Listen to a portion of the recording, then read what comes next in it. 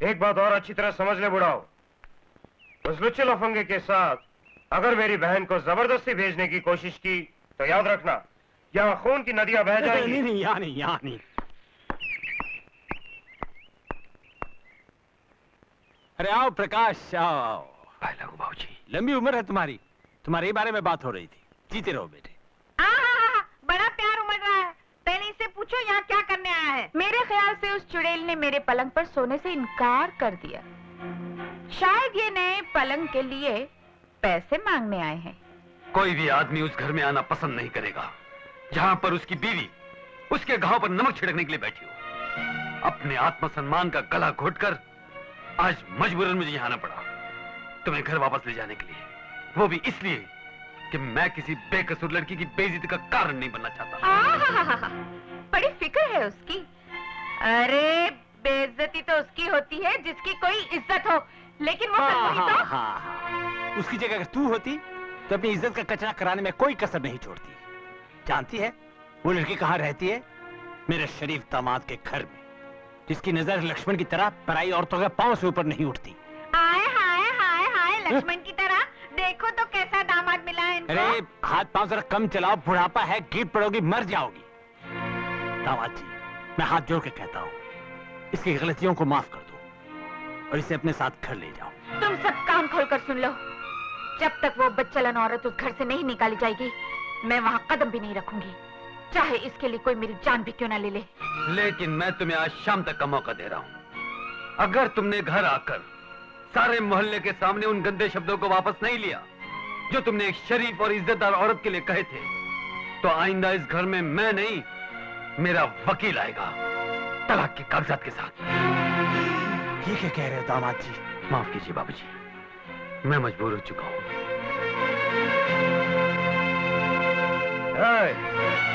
तुम्हारी इस बदतमीजी ने मुझे भी कुछ करने पर मजबूर कर दिया है, लेकिन मैं तुम्हारी तरह कोई वकील फकील नहीं भेजूंगा। अगर आज शाम तक अपनी रखेल को घर से बाहर नहीं निकाला तो मैं तुम्हारी इस लाडली बहन को इस घर से धक्के मारकर उठाकर बाहर फेंक दूंगा, समझे? मेरी बहन ने किया क्या है जो तू उसे घर से निकाल देना चाहता है? क्या ये कभी अपने बेटे को ताले में बंद करके सिनेमा देखने गई? क्या कभी इसने अपनी सास से बेगानों की तरह मुंह मोड़ा है? क्या तुझ जैसे निकम्मे आदमी को इसने देवता के रूप में नहीं पूछा? मुझे निकम्मा कहता है? तेरी ये मजाल, मेरे टुकड़ों पर पलने वाला आज मुझे भी हाथ उठा रहा है। जिस पत्नी की बदौलत तू ऐश कर रहा है, दुनिया तुझे इज्जत की नजरों से देखती है, आज तू उसी को घर से निकालना चाहता है। अगर मेरी बहन को कुछ हुआ, मेरे ही घर में मेरे पति पर हाथ उठाने की तुम्हारी हिम्मत कैसे हुई? तुम अपनी बहन को जितना प्यार करते हो, कोई दूसरा भी अपनी बहन से उतना ही प्यार कर सकता है। तुमने मेरे प्यार की खातिर बहुत कुछ खोया है भैया। आज इसे बहन के प्यार के लिए एक काम और कर दो, उस औरत को अपने घर से निकालकर मेरी भाभी को इज्जत के साथ अपने घर ले जाओ। और अगर तुम मेरी इतनी सी बात नहीं मान सकते तो समझ लेना कि तुम्हारी एक बहन थी जो मर गई।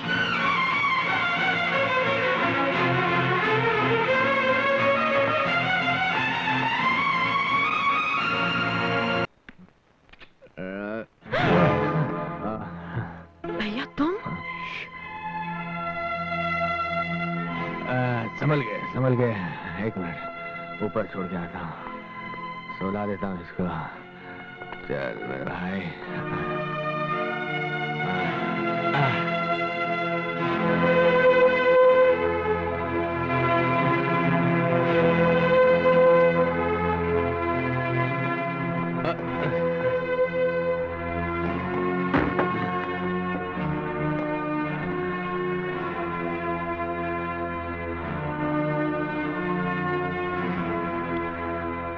तुम्हें बुरा लग रहा होगा कि मैंने शराब पी। प्रकाश ने भी शराब पी, उसे तो ठीक से पीना भी नहीं आता। ये तो अच्छा हुआ मेरी नजर उस पर पड़ गई और उसमें यहां ले आया। बेचारा बहुत बहुत परेशान मालूम होता है। तूने तो बड़ी आसानी से कह दिया कि यहां से चले जाओ, अपनी समस्या मैं आप सुलझा लूंगी। लेकिन तू क्या समझती है कि तेरा भाई तुझे मुसीबतों की चक्की में पिसने के लिए अकेला छोड़ देगा? अरे क्या तेरी प्रॉब्लम मेरी प्रॉब्लम नहीं? मेरे पास मेरे पास दिल नहीं है? और सुन, एक भाई को उसके कर्तव्यों से दूर हटाना कानूनन जुर्म है। कानूनन जुर्म है।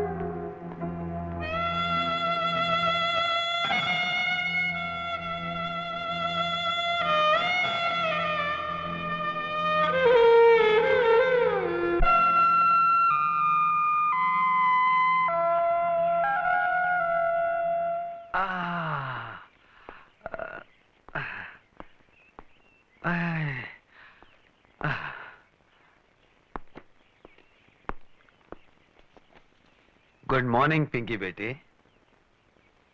अरे क्या हुआ? मैं तुमसे बात नहीं करूंगी। क्यों? एक तो रात को देर से आए, ऊपर से न जाने क्या क्या बोल रहे थे। पता है आंटी कितनी परेशान हुई? सॉरी बेटे। बोलना है तो आंटी को बोलो ना, मुझे क्या बोलते हो?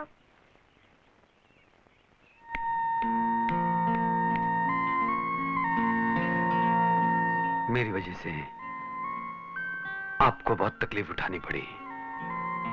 I am sorry.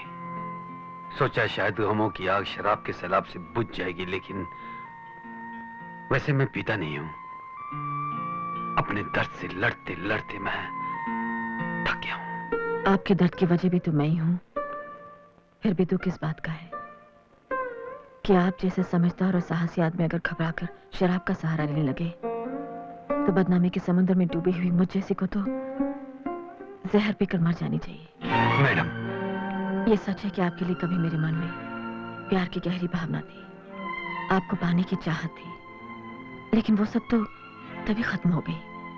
इसलिए आप ये मत समझिएगा कि मैं इस शहर में पुराने रिश्तों की वजह से चली आई हूँ। मैं तो यहाँ एक कोरे कागज की तरह आई थी जिस पर आपकी बीवी ने बदनामी की स्याही उड़ेल कर मुझे कहीं का नहीं छोड़ा।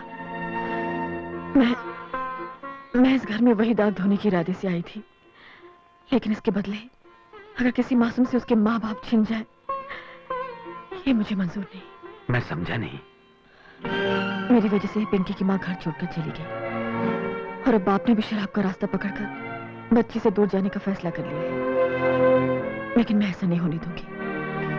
आपकी पत्नी से सच कबूल करवाने का इरादा छोड़ दूंगी। मैं यहाँ से चली जाऊंगी।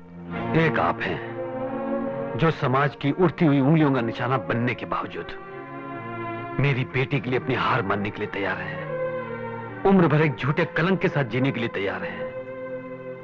और दूसरी तरफ रूपा है जो अपनी बेटी की ममता को बुलाकर आपको रुसवाई की आग में जलने के लिए छोड़कर यहां से चली गई। नहीं मैडम, नहीं।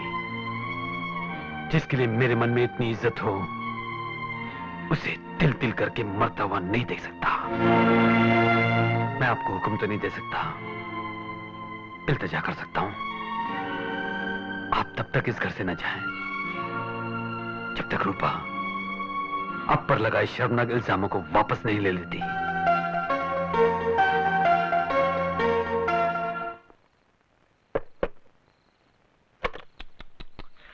भरी बहार में खिजा क्यों चली आई है कि नजर किसने मेरे फूल को लगाई है।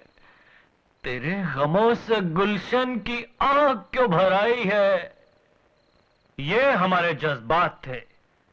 अगर हम चाहते तो अपने मुंह से भी कह सकते थे, मगर तुम तो जानती हो हम जो भी करते हैं जरा हट के करते हैं।